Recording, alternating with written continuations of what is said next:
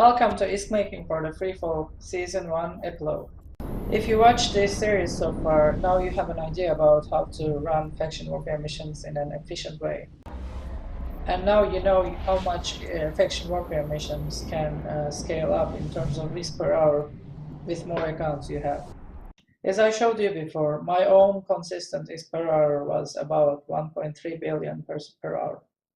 But under optimal conditions, the ISK per hour should be somewhere around 1.5 billion per hour.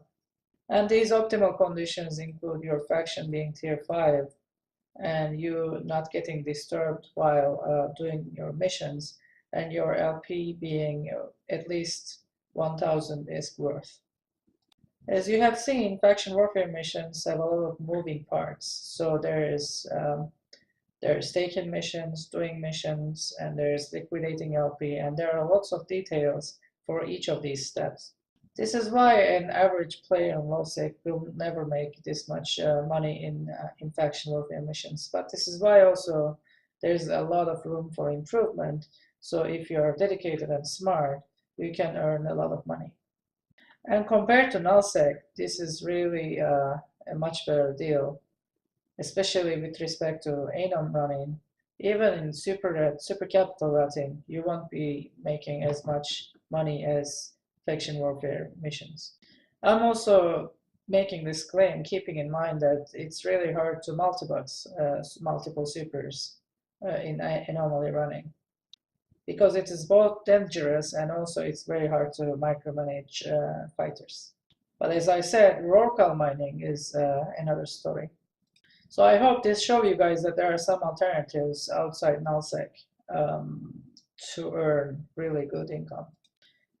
And I also want to add that although I showed you guys Minmatar side of things, you can hop on and off the winning faction. So if Minmatar begins losing and Amars begins winning, you can start doing Amar missions. All you need to do is create new characters, 4 new characters for mission pulling. And if you want to switch from Minmatar to Galente, then you can already use the same accounts. So with 8 total characters, you can do missions belonging to all 4 factions inside the game. Lastly, I want to apologize for the poor editing in this video. Actually, I didn't have enough time in real life to make these videos look pretty.